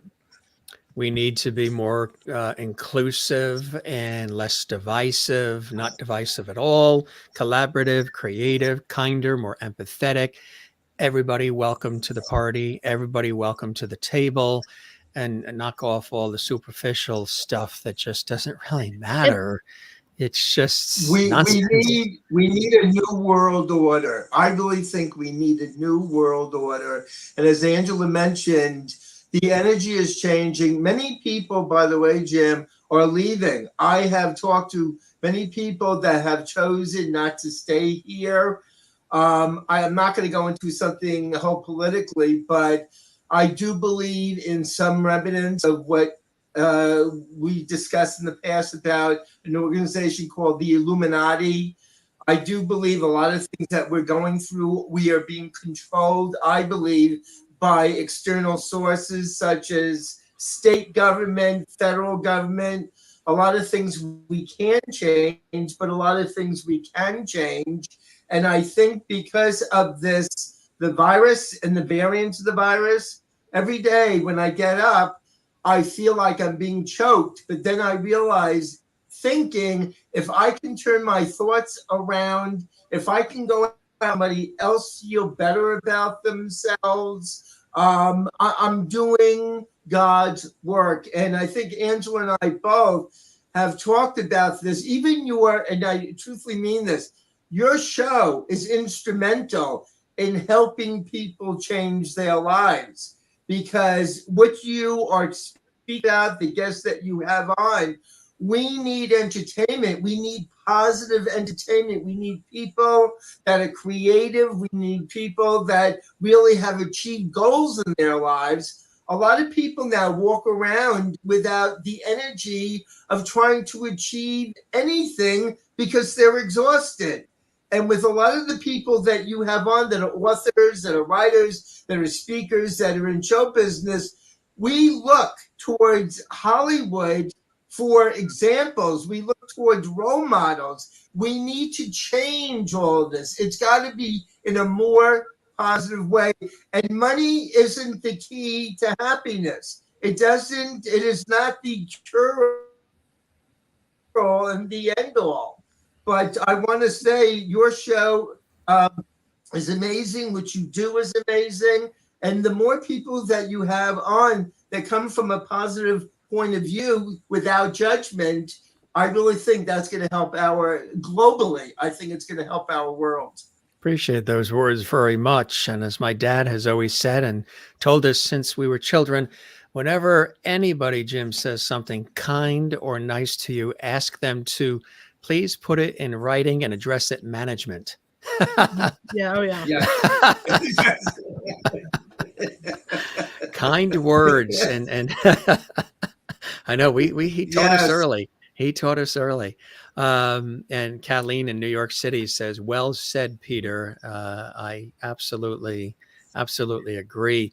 The book, again, for folks just joining us, you're involved in a fabulous, poignant conversation here, gang. This is really amazing stuff we're talking about here, something for everybody. Centered around this particular episode, this fabulous book, the Gourmet Cookbook for Astrology Lovers.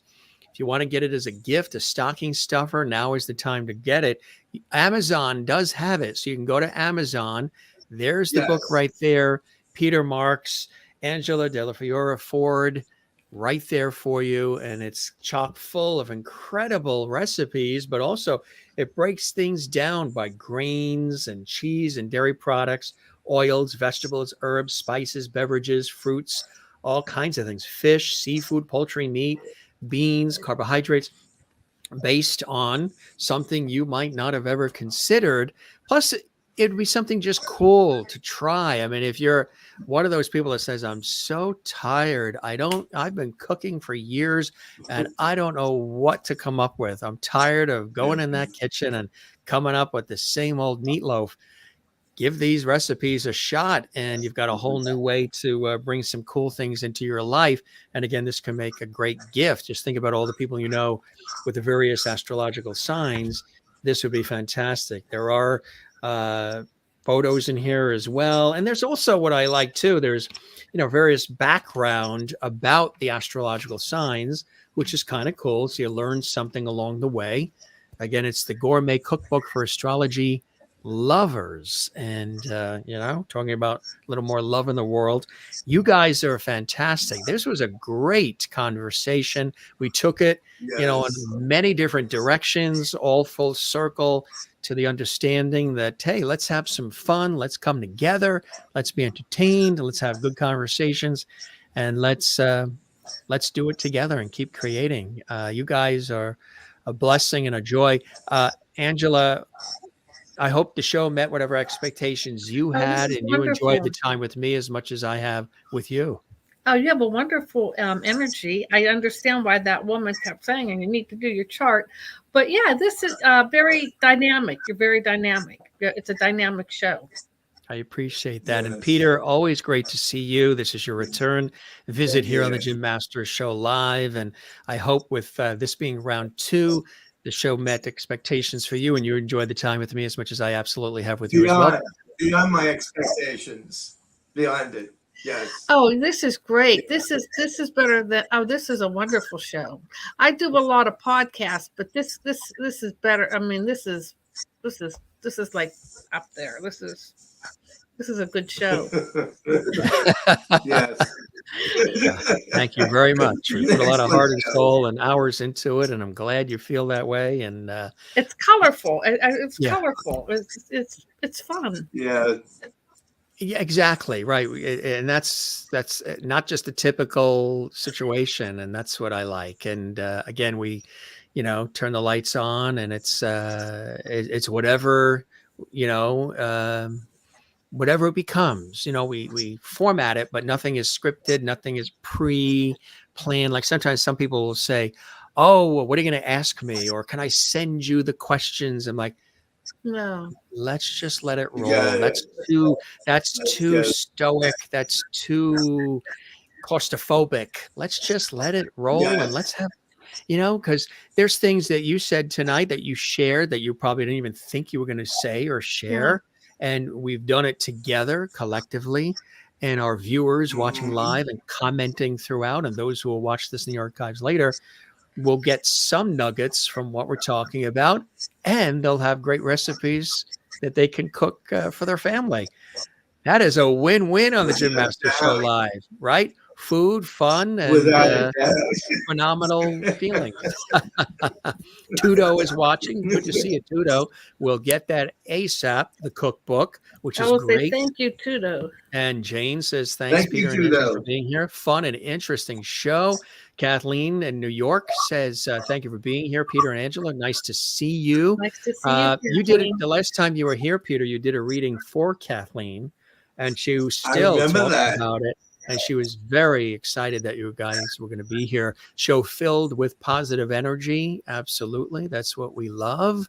And Sherry Larson in Kansas says, thank you, Peter, Angela, and Jim, for a wonderful evening. Can't wait to check out your cookbook. This has been an interesting conversation.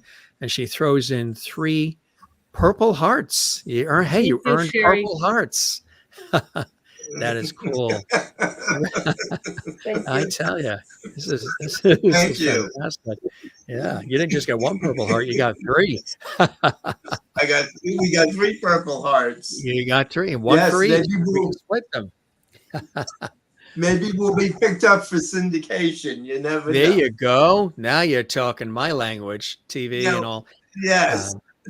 This was fantastic, Angela. Thank you very much for all of your service. You.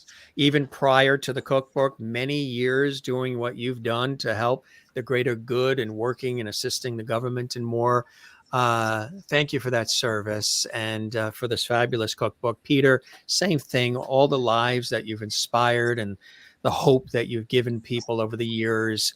And now Bob Lape would be very proud. The Gourmet Cookbook for Astrology lovers. Yes, I remember him on Channel 7, Eyewitness News. He was the food editor on Channel 7. Yeah, I mean, Peter's just had an interesting life. Peter's had a very, to me, for him to do the cookbook, it was just, for him to do the cookbook and with the astrology, that's just who Peter is. And to combine the worlds, right? To find another way to reach people and inspire them. And food is a fabulous way to do it. Yeah, food is a great way to do it. Yes. Well, we will keep the porch light on for you. Spread the word about our show. If there's other folks you think would like to pop on, all are welcome. And we'll keep the porch light on for you guys. Good luck with the book. And again, folks, you can get it on Amazon. Thank you. And best of the holiday season. And I do have a question. Have you guys already eaten or you're starving now? Did you eat already? Yeah, I already ate before I came on. Did you eat, Peter? I ate. Yeah. Now everybody's going to want to know, what did you have? Angela, what did you have? I had spaghetti and meatballs. Oh, that's a good one. That, I think that's a good one, regardless of the astrological sign. I just needed something quick to make it before I came on the show. You got the protein from the meatballs, the carb, right? The sweetness of the sauce. And I'm Italian, and so that's Oh, Italian. well, that takes care of that. Yeah, Dellafiora. I mean, Yeah. absolutely. And Peter, how about you? What did you have? I had chicken, vegetables, and I wanted to keep it light because I knew I was coming on. I didn't want to be bloated, but yeah, I had a wonderful meal. Yeah. I didn't want to gain weight on TV because the cow puts on 20 pounds. It already ends 10 pounds, right? Yeah, it already has. Of But all the this has incredible been- deep things that we have talked about this evening, the one thing they're going to remember Yes. is Peter Marks came on the show and said, I didn't really eat much because I didn't want to be bloated. That's what they're going to remember. I hope they'll remember more than that. Whatever floats your bloat. Whatever floats my boat, yes. The bloat. No, whatever floats the bloat in this case. Yeah, this has been This an was amazing great. experience. One of the things that you'll always know about coming on the Jim Masters show or just being in my presence is I'm always looking for the line. I'm always looking for, not at the expense of people, but I'm always looking for ways to connect, relate, find common ground, and to find the humor in it all. I'm an observer of people, of life, of situations, and my dad very much that way. My father could be in a supermarket line and he can create a whole short story and play just on the craziness he's observing in that supermarket line. Wow. That's been passed down, and I have this real, I'm very attuned. I'm a deep listener, a deep thinker, and I'm always looking for ways to find just a quick little quip or witty line that sort of breaks the ice, eases things, lowers temperature, and balance and harmonizes things and makes us all laugh. Everything is balanced and harmonious when we're all laughing together, right? Absolutely, but not everybody laughs today. There's a Yeah. lot of people who have absolutely no sense of humor. None. No sense of humor at all. You're like, wait a minute, fact, that was quickly, actually, yeah. I had to let a cleaning person go this week because she called me and she borrowed something. I asked for it back and she screamed at me on the phone. And I said to her, I love you. I care about you. And I wish you the best life that you can actually have. I can't have you back here, but I wish you the best. So today, yeah, truthfully, we need more people that laugh. We need more people that can see the irony in life. We need more people that can say, all right, how can we turn the society around? We need more entertainment. Without entertainment, I really think our society would cease to exist. I really believe that. Very true. Right. Yeah, music and entertainment. We needed the entertainment, and for the people that you have that come on this program, and I watch your shows a lot, I can get lost very easily for a couple of hours just watching your program. One person I also enjoy. Go ahead. No, go ahead, Angela. Peter. Finish.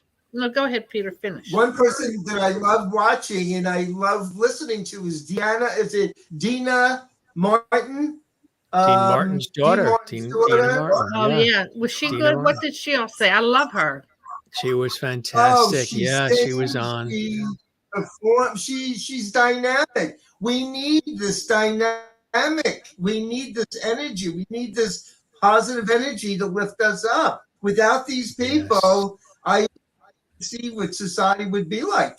Truthfully, we had a lot of laughs when the Pointer Sisters were on, and Marion Ross stopped by, and Melissa Manchester, and Lucy Arnaz, and Loretta Swit. I saw the one with I saw the one with Angela Cartwright. Oh yes, from Lost in Space and Make Room for Daddy, and she was fantastic. Also, Debbie Campbell, the daughter of Glenn Campbell, she was fantastic as well. Yes. So many incredible people who have been coming through, and I'm just bowled over by the amount of people that want to come on the show. I mean, we actually have sort of like a standby line, kind of like you do for a flight. There's a standby line of people, It's because of waiting you. for dates to because come it's- on. That's a compliment to you. I guess, yeah. It's I a really am compliment to you, but yeah, I'm honored and humbled by it. I yeah, think it's it's a a beautiful compliment. thing. Yeah, it's kind of cool. Absolutely. Well, this is great. You guys going to grab a snack now? Yes. I think I'm going to grab a snack. I'm hungry from all this. I'm going to check the book have some first. chocolate. I'm going to check the book first, and then have a Libra snack. Yes. Okay. Well, coming from Peter in Connecticut and Angela in Washington, D.C., thanks again for joining us, gang. This truly was wonderful. Oh, thank you. I appreciate it. I had a good time. Yeah. Oh, that's perfect. Yeah, I had a wonderful time. Yes. And Peter, it was absolutely fantastic. And again, don't forget, before you go to bed tonight, Peter, that brown pillow that's a little sideways on the white couch, if you can straighten that a little bit, that would be perfect. I will do that. Yeah. I promise. Balance. I'm sorry that you see, it's off. It's a little off kilter there. Yes. Yes. I think something froze. A little off. No smoke and mirrors here. No. That's it. You guys have a wonderful rest of the day. And thank you. Thanks so much for being with us. We thank all our viewers joining us, those watching live and those who are watching archive. This was really spectacular. We'll see you guys again, okay? Thank you. I hope so. Thank you. Very Yes. me too. Thank you. Angela, thanks for being with us. It was a pleasure. Thank you. Oh, this is wonderful. Thank you. Spread the word about our show. Oh, I will. Appreciate that. You take care, Angela. Okay. All right. And Peter, thank you as well. It's always good to see you. And thanks for coming back on the show and continue to spread the word for us as well. We appreciate that. Did he freeze? Welcome back. He froze. Well, you know what Peter would have said. Thank you. Good night. It was a pleasure. Well, at least when he froze with a smile, right, Angela? He had a smile. He froze at the right time, right at the end. Right at the end, just sort of gingerly sailed away. Sometimes when things freeze, it's freezing like when you're like that. Again, truly, it's first time we've met, Angela, and it was really a pleasure. You be well, okay? You be well. Thank you. Take care. Bye-bye now. Bye-bye. And we thank Peter as well. His Wi-Fi conked out at the end, but you know what he would have said. He's been saying it the whole show. This was a lot of fun, right? We learned about Angela a little bit more. And Peter, this was his second time on the show. Peter, of course, a world-renowned psychic, medium, astrologer, author, intuitive, all of the above. Here, gang, is that book again. It's kind of cool, too. Whether you're even into astrology at all, you don't have to be to appreciate what they've done here. Could just be a book for fun, or maybe it'd be a great gift for somebody that you think would really enjoy it. We appreciate Peter and Angela joining us. The Gourmet Cookbook for Astrology Lovers. And this has been something they've worked on for a long time, and we really appreciate them being here. I want to let you know tomorrow we've got a renowned guest, renowned television and theater director, author, Sheldon Epps. He has a new book, My Own Directions. This is really extraordinary. He's one of the leading people in the world of theater that has helped reignite and reshape theater. And he's worked on countless television shows as a director.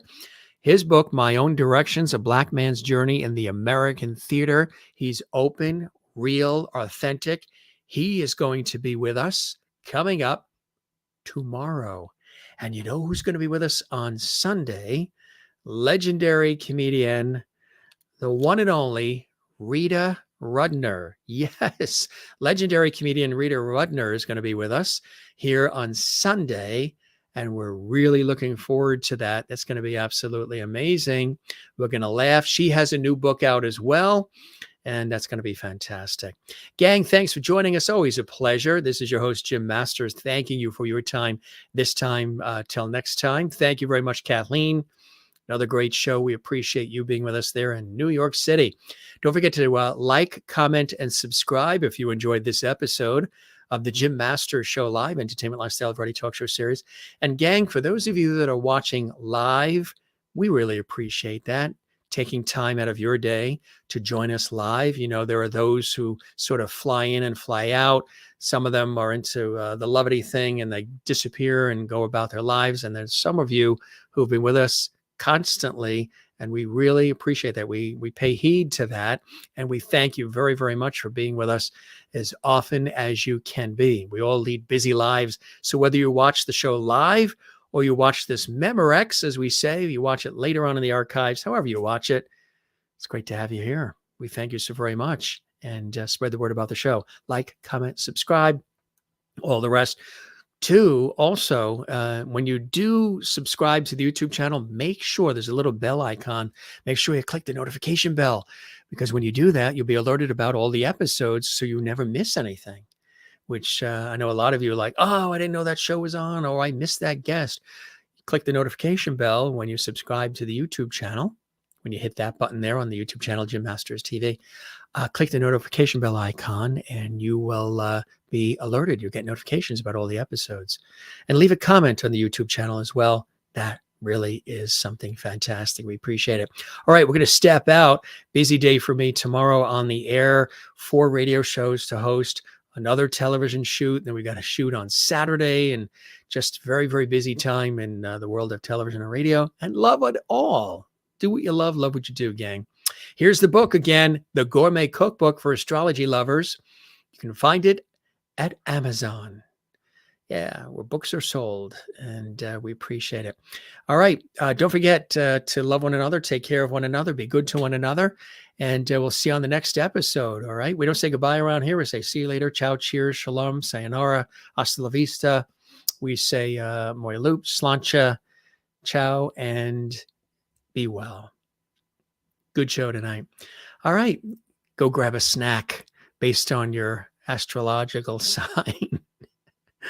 Go grab something nourishing and tasty and maybe even sweet. I think I'm going to have maybe I'm going to have a fruit pop or something, an ice pop, craving something a little sweet right now. All right, gang, we love you all. Be well. Take care. We'll see you on the next episode of the Jim Masters Show. Thanks for being with us. Cheers.